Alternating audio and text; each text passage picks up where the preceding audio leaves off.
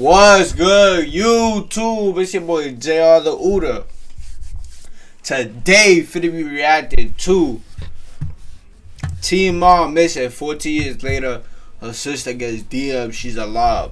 Do me a favor if you're new to the channel, smash that like button, sub up, follow me on Twitch. We go live every single day.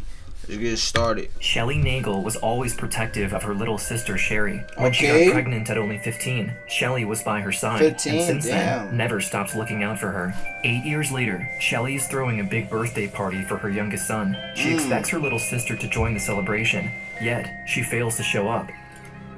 When I didn't hear from her at all, I felt like something bad She failed to show up. Whoa. In the small town of Altoona, rumors start spreading that Sherry has run away, leaving her husband and children behind. Deserted by their own mother. That's the story Sherry Leedy's children grew up believing. My sister would never have just left the kids. Left him, yes. Left the kids, no. When Shelly took her suspicions to the police, they refused to look into the case because of the rumors, but there was no way Shelly could accept this. Instead, she began investigating on her own by opening a Facebook page and directly messaging the various suspects she identified along the way. Whoa. This case went cold for more than a decade. Really, what took so long? Sherry's sister Shelly started a Facebook page to solicit information. She'll do whatever she can to share her sister's story. I had faith that I would be able to find her. Even if it would turn the entire world against her, Shelly was ready to risk it all to find her sister. Anything I could do, I was always looking for something, anything. In the small town Shelly, I'm not gonna lie, bro. Anybody want a sister like that? Anybody want a sister like that? Shelly awaited her sister's arrival before singing happy birthday to her youngest son. Thought everything would be fine. We never missed any of the kids' birthday parties, but everybody was there except for her. Finally, someone rang the doorbell, and Shelly went to get it right away. And there stood Sherry's husband and his dad, Ken Leedy. When asked about Sherry, her husband said she recently left town to live with her boyfriend in Maine. Before he could continue, his father cut him off. Then Ken said something like, "I can't believe she left the kids." Sheldon, the sister's father, told Aaron and Kenneth to leave. Afterward, he went to the police. While he was gone, Shelly kept trying to understand what happened. Why did Kenneth come along with Aaron? Why would Sherry leave without telling anyone? Didn't think that's so great. Thought Aaron was lying, but I just didn't know why. A few days later, Sheldon received terrible news from the detectives. The police in Altoona had no reason to believe that she was in danger or that a crime had been committed. Their belief was simply that she had decided to leave and have no contact with her family. Altoona was a small... What? Like, the police be making up anything. Because why? The police, why would that even make sense? In what world does anybody just leave their kids, leave their husband, and say, yeah, like, I'm leaving, like, starting a whole new family, like, what? In what world, bro? Town, and rumors spread fast. Aside from Sherry's siblings, who knew something was off, everybody seemed to think that history was simply repeating itself. Our mother had abandoned all of us at a young age. I knew 100% that Sherry would never leave her children because that happened to us. Facts. There was nothing more important to that girl than her children. 1 month later, the police visited the ladies and interviewed Sherry's father-in-law. All the information was that Sherry got up to leave for work on a Friday morning. Her father-in-law, Ken Leedy, dropped her off where she worked, and that was the last time anyone had seen Sherry Leedy. Kenneth eventually had to tell his 3 young grandchildren why their mother left them. The Leedys led them children to believe that their mother ran off with another man, and that's why she wasn't around. As the year went along, the ladies completely cut off Sherry's family from their own. I was around my nieces and nephews all the time. Our kids played together. After her disappearance, that came to an end. That's weird as fuck. What? Oh, hell no. Oh, hell no. So you just cut me off because somebody disappears and then you go around and lie? Yeah, they definitely know something, bro. They definitely know stop something. Sheldon, Sherry's father, from at least trying to get more information from the ladies. He kept calling them, hoping they'd remember any more details about her disappearance. He also never stopped pushing for the police to do something. That's what was a little worrisome. The police said, well, she's an adult and she can leave on her own if she wants. They had no answers. They haven't, seen her, heard of her, nothing. I feel like he kind of lost hope as far as getting any help from law enforcement. During that period, the immense stress Sheldon kept subjecting himself to eventually took its toll. His already fledgling health kept getting worse and worse. Ultimately, he was hospitalized and couldn't fight for his daughter anymore. When the doctors told him that his time was coming, he summoned Shelley to his side. Our dad was definitely heartbroken over the whole ordeal. I think he felt like he let her down, like he wasn't there for her. The last time I was at the hospital with him, I did promise him that I'm gonna find her, I'm gonna bring her home. He passed away 2 days later. Damn. I believe my dad did Rest die in of a broken peace. heart. That's sad, bro. After she promised her father she would find Sherry, Shelley scoured the town, knocked on everybody's doors, and called anyone she could think of. Her investigation went on for 6 agonizing years without yielding any results. All the while, Richard kept trying to get the police to help, but they simply ignored him. Eventually, Shelley refocused her efforts online, first through MySpace in 2003, then via Facebook around 2009. I started searching on a couple social medias. First started sending friend requests to anybody I could think of. Her friends, my friends. In 2011, Facebook implemented a new feature that completely changed how people use the platform. Group pages allowed users to gather and interact around a single subject matter, giving Shelley an idea. And I just thought, well, I'll just make her a page and see if that helps at all.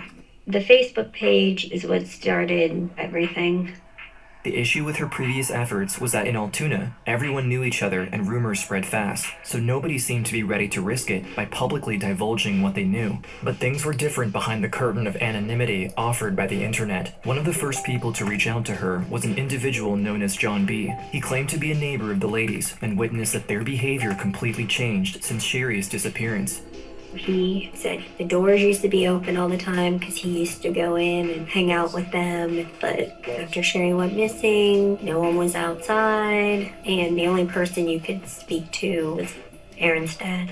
More concerning messages started pouring in, most of them pointing towards Kenneth, Aaron, and some even at Ryan, the mysterious boyfriend the ladies claimed had taken Sherry to Maine. Knew it, bro. Knew it, bro. It was that weird ass family. Like, you literally came to the house, you knew they was missing, and you said she ran away with another boy. Like, this kid is lame, bro. John B. too kept messaging the page, claiming that Sherry told him how Kenneth was obsessed with her and how scared she was to be left alone with him. Aaron's ex-girlfriend also told her that his son, Shelley's nephew, knew where his mother was, the lady's 150 acres of camping grounds up in Warriors Mark. At the same time, an individual hidden behind an anonymous account told her this: Sherry's still alive, but you will never see her again. For someone to say something like that kind of hit me like a ton of bricks. I have to tell the police this because this was something we'd never even heard of. But even this string of revelations wasn't enough to get the police to start an investigation. The police are Shelley knew she needed concrete evidence if she'd ever hoped to get the authorities' attention. Sherry had been missing for 11 years. I had faith that I would be able to find her. So she started digging into her sister's past, looking for anything she could have missed 12 years ago. 11 and this years? is when Shelley finally identified the missing link, the one person nobody even attempted to talk to since Sherry's disappearance. I tried a new tactic to get more information, so I began looking for Ryan. I knew Ryan's last name, so I eventually came across him through, I believe it was his wife's page. Even though she believed that Aaron and Kenneth were somehow involved, it didn't necessarily mean that Ryan, the mysterious boyfriend who allegedly took Sherry to Maine in 1999, wasn't a potential suspect. I wasn't sure what his involvement was, so I didn't want to say too much. I just needed to know from him where he thought my sister was. Shelley sent him a message, crossed her fingers, and armed herself with patience. 3 days after asking him if he had any information about Sherry, Ryan finally answered. He reached back out to me and said he did remember her, and the last time he saw her was when Aaron confronted him. He told me that him and Sherry were in the alley behind the lady's house. In an altercation that Shelley never heard about before, Aaron and Ryan got into a fistfight over Sherry. Her sister attempted to break them off, but Aaron pushed her away and told her he wouldn't hesitate to kill her if she was ever seen with Ryan again. This was a huge piece of information. He told me Sherry just ended it with him there. She had never moved with him to Maine, so what could have happened to her? The whole story of her leaving was based around this, and according to him, this wasn't true. Shelley wanted to go to the police right away, but her brother Richard reminded her that after years of harassing the authorities, the police stopped trusting them a long time ago. Instead, he asked Ryan to do them a favor. He got Ryan to talk to the police to verify Sherry never left this town with him. And finally, for the first time in 12 years, the Altoona police were considering declaring Sherry missing and opening a case. Finally, reaching out to Ryan was the reason that she had credibility as far as the Altoona Police Department was concerned. So Shelley really gets the credit there. Now that the police officially declared Sherry missing and that Ryan had been eliminated from the list of potential suspects, Shelley finally made her move. She told the police that the person responsible for her sister's disappearance was most likely Aaron Lady, probably with the help of his father, Kenneth. Aaron Lady was absolutely a person of interest, and the fact that he believed she was cheating on him would have led to him possibly having motive to kill her. Afterward, months went by without any action from the police. Shelley knew they would eventually interview Aaron again, but she was tired of constantly waiting on them. So, she decided to take matters into her own hands once again. She headed to the courthouse to gather more information on Sherry and Aaron's divorce. She discovered a document dating June 10, 1999, stating that Sherry would be granted legal and physical custody of the children after the procedure. Convinced that she finally got her hand on the actual motive of the crime, she returned to the police, and once again, they dismissed her findings as irrelevant. We were skeptical, to say the least. Yo, these police are stupid, attempting gang. to cooperate with law enforcement the entire time, but they still had suspicions. Nah, Aaron's these police are willingness to work with dumb. the police pushed It's like these police don't want to just do their job. I'm not understanding. This girl keeps bringing y'all evidence, and more evidence, and more evidence, and more motive, and more motive, and y'all not doing y'all job. I'm lost, bro. What are y'all doing? Investigators in another direction. What if his father, Kenneth, acted out of his own accord?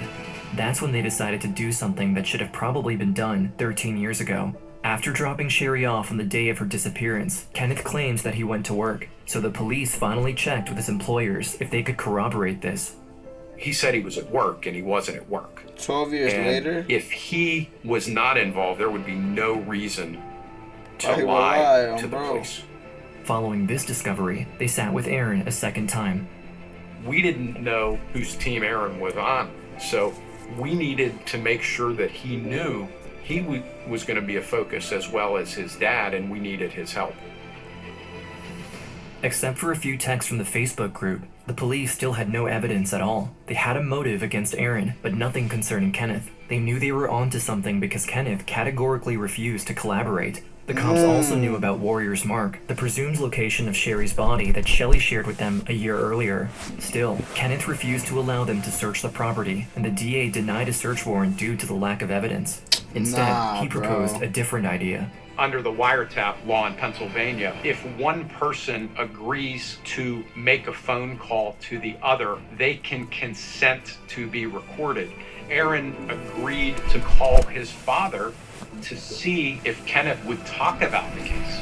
Whoa. At the police barrack, the detectives hooked Aaron's phone onto a recording device and had him call his father. They also provided him with a script and told him to stick to it, but Aaron quickly lost his cool as the conversation went along. He intended to prove to them that his father was innocent. However, it seemed like he too had been fooled all along. The way Ken was answering, Aaron knew that something happened. he knew his father was lying to him. Aaron was upset on the phone. His dad was upset on the phone.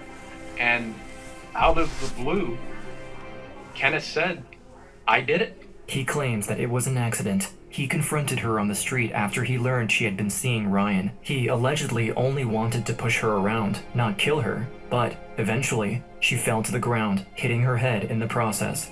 Shelley was shocked when the police shared the news with her. It didn't seem real. Like, this was the first time I heard someone say that Sherry wasn't here anymore. During the call, the detectives couldn't help but notice how Kenneth meticulously chose his words. It seemed like he knew how to differentiate murder from manslaughter and aimed to be charged with the latter. Now armed with the recording of his confession, the police didn't lose any more time. That's when I sent troopers and the detectives up to JrTheOota to interview Ken at his residence. At the lady's home, the detective immediately revealed to Kenneth that he had been recorded and that they planned to arrest him for the murder of Sherry. Then, suddenly, he stood up and punched the trooper in front of him right in the face. He assaulted a police officer, knocked the police officer to the ground. At this point, Mr. Leedy run upstairs where he had a gun. There was a slight scuffle. They tackle him in the residence. He was handcuffed, and Mr. Leedy was placed in the Blair County Prison with aggravated assault charges against the troopers and the detective. He's tripping. Thanks to Shelley's years-long effort, Kenneth was locked up, and the police also knew the approximate location of Sherry's body. While investigating online, Shelley learned about Warrior's Mark, the lady's family camping ground. She was convinced this was where they would find Sherry. At 150 acres, the area was large, but still manageable. So following Kenneth's arrest, the Pennsylvania State Police started searching. Damn. Everyone had high hopes that we were going to find this missing lady in fairly short order. Eventually, there were between 50 and 100 people on the property searching from early morning until dusk. According to the DA, finding the body was the only way they could make sure Kenneth would get sentenced for murder. He was convinced Sherry's remains would prove her death was more than a simple accident. He brought in woodland experts, cadaver dogs, and local hunters, but couldn't find anything helpful. Yeah, I'm not gonna lie. I think that what they told him about that spot, bro, that shit was not true, bro. That spot that they told him, that shit was not true at all. I think they just said that just to throw him off or something, bro.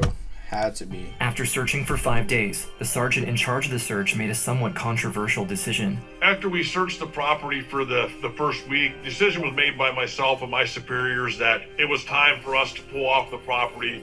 Shelley couldn't believe it. All of her efforts were in vain. She had waited 13 years for this, and the police officially canceled all search efforts after only 5 days. All this time, just wanted to get out and That's crazy. start digging myself. Following the cancellation, the authorities were out of options, so the DA followed with another, greatly disputed choice. Acting out of his own accord, and without the consent of Shelley nor Richard, he went directly to Kenneth's attorney. I made the decision to go to Leidy's attorneys and try to come up with a deal. I put third-degree murder on the table. Now, even forensic evidence couldn't change the verdict. No matter what they'd find in the woods, Kenneth could expect a shot at parole after only 7 years in jail. I was very 7 angry. years? I didn't understand why they had to make a deal with him. And without asking the family first how we felt. The next day, the detectives brought Kenneth to Warrior's Mark and started searching again for Sherry. After a few mishaps, Kenneth pointed out a rock mound by the camping grounds where he usually brought his grandchildren to camp during the summer. I started throwing rocks off the pile. A void appeared. As I leaned forward on the rocks, I was on all fours and I could look down in the hole. There's a bone in that hole. We knew we had found Sherry. For the past 13 years, Sherry's children have camped with their grandfather right next to the remains of their own mother. I think he's evil. All this time the kids thinking their mom left them all along knowing what he did to their mom. He camped what? And that's why he didn't want them to see their mom, gang. That's exactly why he did not want them to see their mom. This video is insane. Wow. Imagine now look, watch how they're gonna look at their grandfather, bro. That's no grandfather at all. The discovery of Sherry's remains countered Kenneth's claims. There was no way it was an accident. Caused that type of injury, Candy would have had to have dropped a bowling ball on her head accidentally. Damn. While in detention, Kenneth refused to talk to the police. He admitted that he used a weapon to murder Sherry, but refused to explain further. Looking into his past, one could easily assume that Sherry's end was dire. Amongst the multiple rumors of sexual violence surrounding him, Shelley learned that he allegedly raped his wife's sister and a teenage girl back in his hometown. So Shelley and Richard suppose that Kenneth probably attempted to rape their sister, but she fought back, and he killed her in response. Even if he refused to collaborate with the police after discovering the body, Kenneth was only sentenced to 7 to 14 years of prison, as promised by the DA. Now that the case was closed once and for all, Shelley, Richard, and their families finally paid their respect to their returned sister. When we finally got her home, we did have a memorial service for her. She was then buried with her father. I miss Sherry a lot, and I know 7 to 14 years, that's not doing it. She's with our dad. He just wanted to be with her. But their arrest was short-lived. In 2020, Kenneth's minimum sentence was completed and was allowed to attempt parole. When Kenneth Leedy came up for his first parole hearing in 2020, I did speak in front of the parole board. And every year moving forward, Shelley must carry on the fight for her sister. Here's an excerpt from one of her addresses. In it, she is directly talking to Kenneth. My family has been through living hell not knowing what happened to Sherry. We knew she would have never left her young children. Sherry's most basic right, her right to life, was cruelly and unjustly taken from her. I lost a sister, but they lost a mother. On top of her addresses to the parole board, Shelley continues to manage her sister's memorial page on Facebook. Together with the community she assembled there, she's doing everything possible to keep Kenneth Leedy incarcerated. I did start a petition. The first hearing, I think I had over 2,000, and the second hearing, I had over 7,000. In her book, Through His Sister's Eyes, published in 2016, Shelley recalled losing more than her sister in 1999. She lost her faith in law enforcement and ultimately the criminal justice system. The sentiment was also shared by the DA responsible for Kenneth's condemnation in 2013. I can't speak to what happened in 1999. Would we have done things different today? Yeah, probably. If it wasn't for Shelley, I still believe to this day that we would not know where Sherry is. I know Sherry would have done the same for me. I promised my dad, and Sherry was my best friend. She's an amazing person. Today, the memory of Sherry lives on through Shelley, Richard, and her now adult children. For the sake of all the other families with a missing loved one, Shelley keeps marching on, fighting not only for Sherry, but all victims of violence. Overall, I just wanted to get her story. I ain't gonna lie, W sister for sure. I will continue to be Sherry. W sister, bro. W sister, I'm not gonna lie. Rest in peace to her. Prayers to her family, bro. Nobody should have to go through this. Nobody in the world should have to go through this pain. I'm not gonna lie, and the fact that it was somebody so close to her makes it even worse. But you too, man, if you like this video, do me a favor, smash that like button, sub up.